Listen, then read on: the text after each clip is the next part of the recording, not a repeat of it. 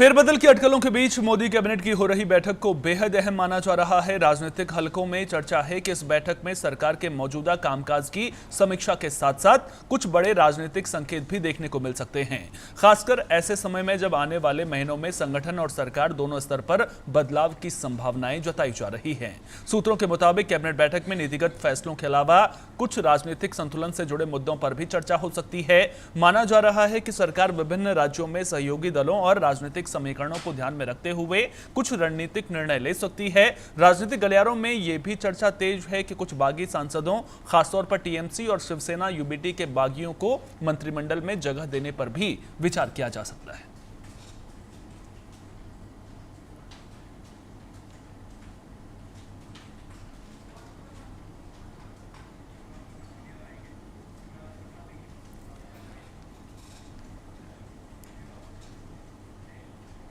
ज्यादा जानकारी के साथ दिल्ली से हमारी सहयोगी शिवानी शर्मा लाइव हमारे साथ में जुड़ गई हैं। शिवानी, इस बैठक का जो कैबिनेट बैठक बुलाई गई है, क्या कुछ इसका मकसद है, क्या कुछ मेन एजेंडा है इसका, और साथ ही साथ में क्या कुछ नीतिगत फैसले इसमें सरकार की ओर से लिए जा सकते हैं?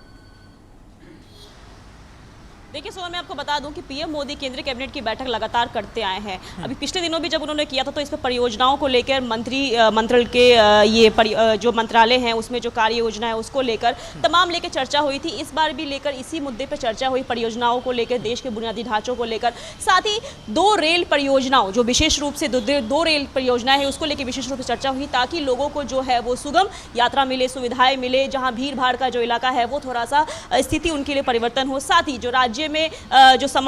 जो समावेश का जो वो हो, आपस में हो, राज्य और केंद्र राज्य में, उस पर भी चर्चा हुई। मैं आपको बता दूं इस बैठक में तमाम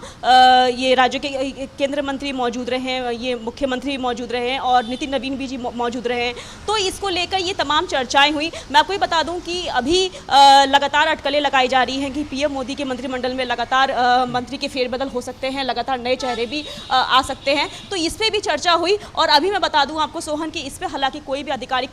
पुष्टि नहीं हुई है, लेकिन हाँ, दिल्ली की सियासत में लगातार इस पे चर्चाएं हो रही हैं कि आगे जो नए चेहरे हैं जो इस पे पार्टी में नए शामिल होंगे, जो कुछ और जो पुराने चेहरे हैं वो कौन से हटने वाले हैं सोहन। यानी कि मंत्रिमंडल में फेरबदल की संभावना भी लगातार शिवानी यहां पर जताई जा रही है। आपसे मैं ये समझना चाहूंगा कि अगर मोदी सरकार मंत्रिमंडल में फेरबदल कर रही है तो उसका आधार क्या है, क्या कुछ होने वाला है, जिन नामों की छुट्टी करने की तैयारी है किस आधार पर उन नामों की छुट्टी की जाएगी, और जो नए चेहरे शामिल होने की बात लगातार कही जा रही है कि नए चेहरे शामिल हो सकते हैं, कौन कौन से वो चेहरे हो सकते हैं, बागियों के नाम भी निकलकर सामने आ रहे हैं, क्या इन खबरों में किसी तरह की मुहर लगती हुई नजर आ रही है?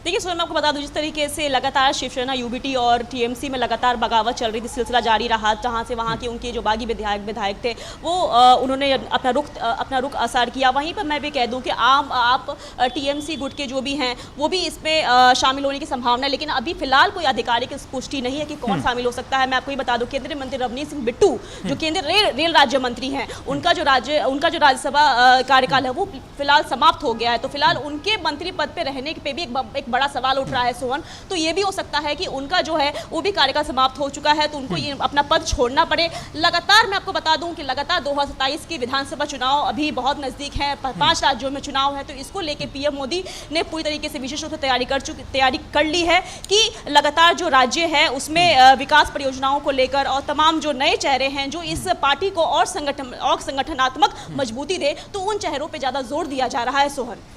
यानी कि अभी जिस तरह से हाल ही में जॉर्ज कुरियन ने इस्तीफा दिया था, अब दोबारा उन्हें राज्यसभा नहीं भेजा गया था, उनका इस्तीफा इस वजह से हुआ था। अब जिस तरह से आप बता रहे हैं कि 2027 में विधानसभा चुनाव भी कई राज्यों में होने हैं, तो क्या ये माने कि 2027 में जैसे पंजाब हो गया, यूपी हो गया, उत्तराखंड हो गया, इन राज्यों में जब चुनाव होने हैं तो ऐसे चेहरों को जगह दी जा सकती है जिनकी इन राज्यों में ज्यादा मजबूती के साथ में जो चेहरे उभर कर सामने आए, यहां पर काम करते हुए नजर आए, तो क्या ये माने कि इन्हीं चुनावों को ध्यान में रख करके मोदी सरकार फेरबदल करेगी अब चुनाव मंत्रिमंडल में? बिल्कुल सोहन, अभी जो मेन फोकस है मोदी सरकार का जो बिल्कुल है वो कि अभी 2027 पे फोकस है, क्योंकि 5 राज्यों में चुनाव है और इस पे जो फेरबदल हो रही है, जो विशेष रूप से जो उनका जो कार्यकाल है, किसी का समाप्त हो चुका है, किसी का अभी आगे उसमें रियूनिट होने वाला है उसको, तो ये तमाम जो चीज़ें हैं इस पर भी चर्चा हो सकती है। मैं अपने को लगातार बताया कि अभी जो कुछ पार्टियां उसमें लगातार बगावत चल रही थी, तो इसको लेकर भी लगातार बीजेपी पे भी आरोप लग रहा था कि बीजेपी की वजह से ऐसा हुआ है। तो हालांकि अभी कोई आधिकारिक पूछना नहीं है, लेकिन हाँ कुछ नए चेहरों को उतारने की कोशिश है, ताकि इससे ये होगा कि कई विकास परियोजनाओं को लेकर, कई देश के बुनियादी जो ढांचे को लेकर उसे मजबूती मिले, संगठनात्मक मजबूती मिले देश को, और उससे जो ये जो चुनाव जो बीजेपी का जो फोकस है कि 5 राज्यों में जो बीजेपी की जीत हो, उसे मतलब अच्छी तरीके से मतलब इन पार्टियों को मतलब वो मिले, विशेष रूप से विकास मिले।